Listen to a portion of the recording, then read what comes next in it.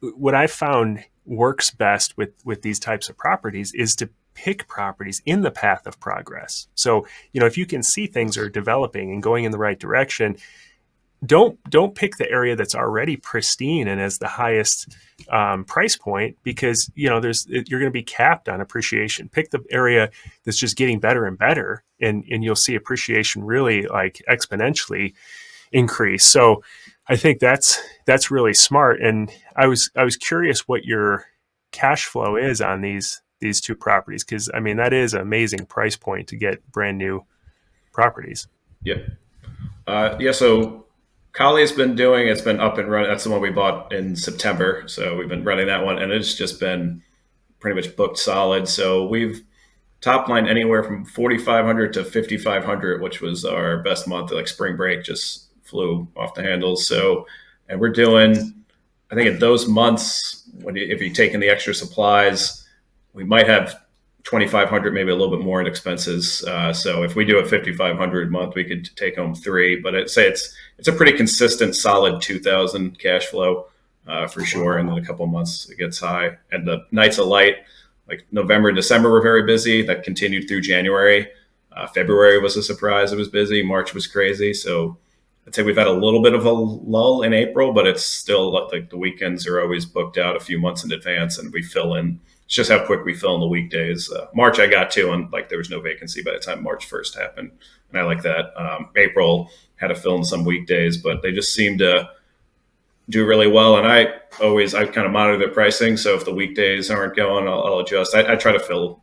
I don't like to waste a commodity. I have a floor, but I always try to see. And my goal is to get to that 85% occupancy, which is a very full calendar when you're looking at it. It's Yeah. only a few speckled days.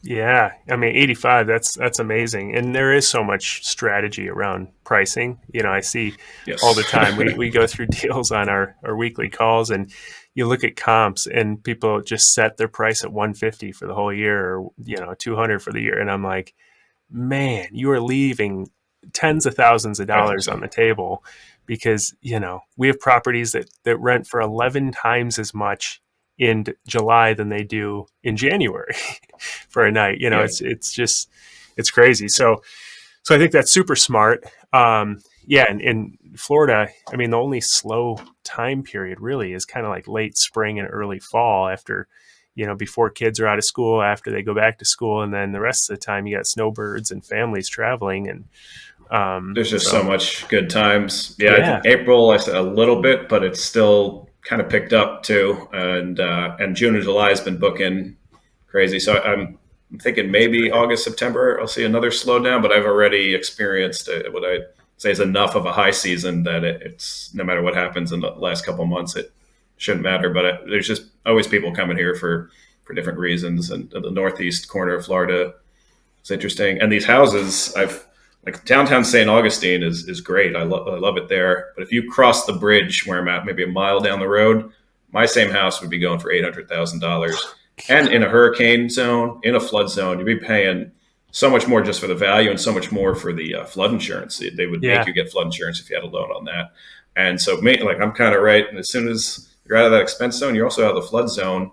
And we found a great company, maybe like the plug, Kin Insurance, who we're doing 900 a year for a short-term rental insurance, and they don't care if it's a long-term or short-term, if it's not vacant, and that's what they're insuring these for because they know it's just very little risk, and I think there's more companies coming to Florida that see opportunity in people who are non-flood zones, who have wind mitigation, who have these little homes that if there's it's at such a low price point, if there's some damage to it, like I can't imagine even making a claim to tell you the truth. But if I did, can't imagine it costing too much to fix either. yeah, yeah. I remember you mentioning that company. So it's KIN, right? Kin Insurance. KIN. Yep. Yep.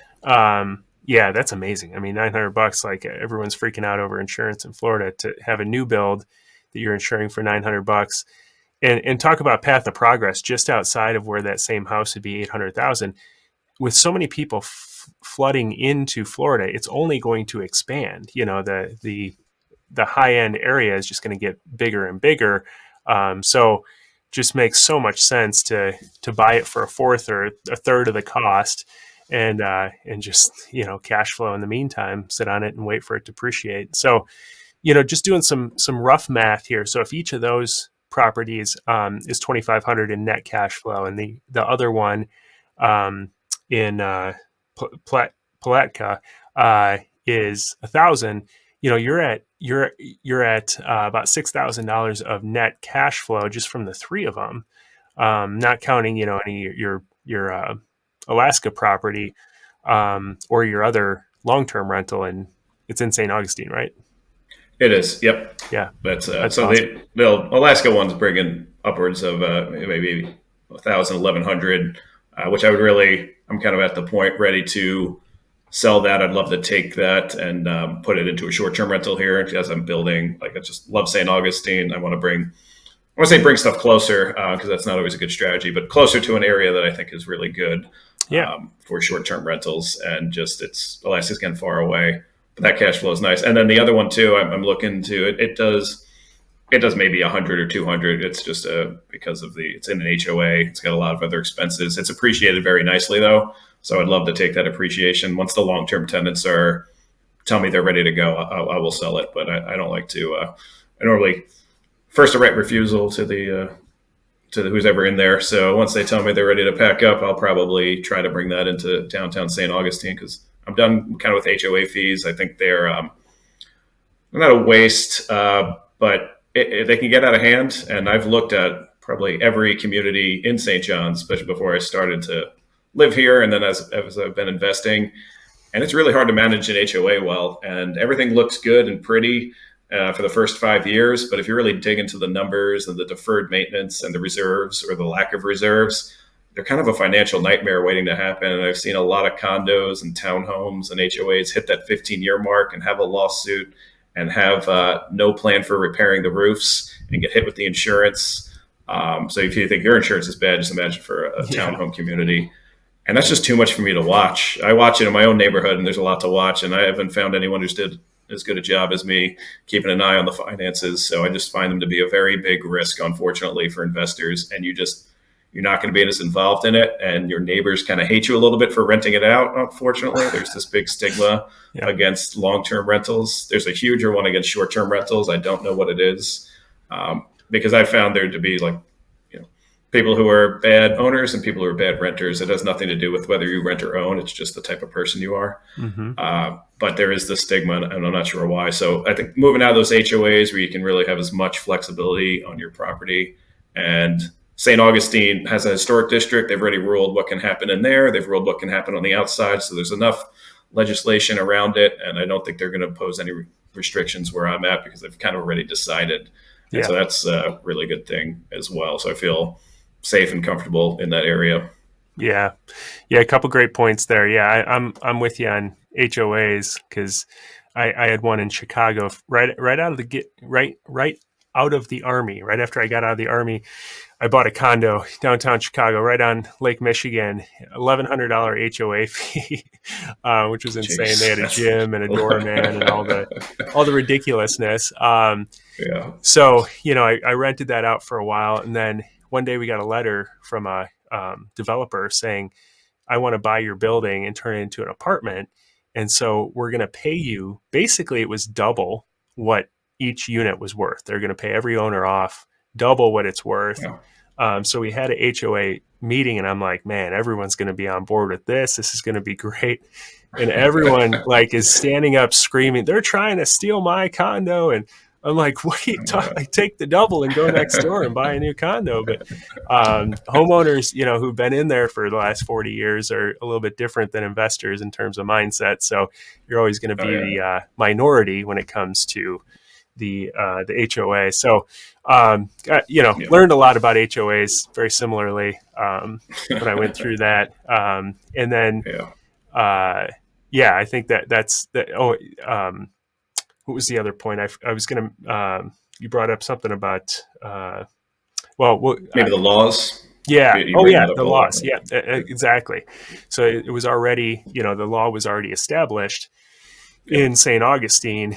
And that's what I recommend to people too. When you're looking for a short term rental, don't buy where it's unknown, buy where they've already established a law. They typically don't jump around a lot.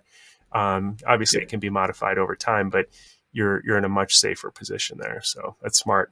Um, Yeah, well, I feel good with Florida because you need to have a business license to do it. So you file with the state, and then you pay the state sales tax, like you would for anything. So sales tax is pretty common.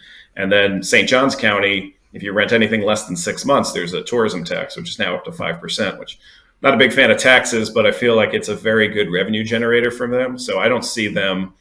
Do I see them raising it to 6%? Sure. Do I see them being like, you know what, we're going to forego all that tax money? No. So whenever something's taxed, as much as it kind of stinks to give up that tax, it's also pretty safe that the government doesn't ever want to lose that extra money. So having Florida that is kind of pro rental, I think for the most part, they don't want the local jurisdictions to roll too much on it.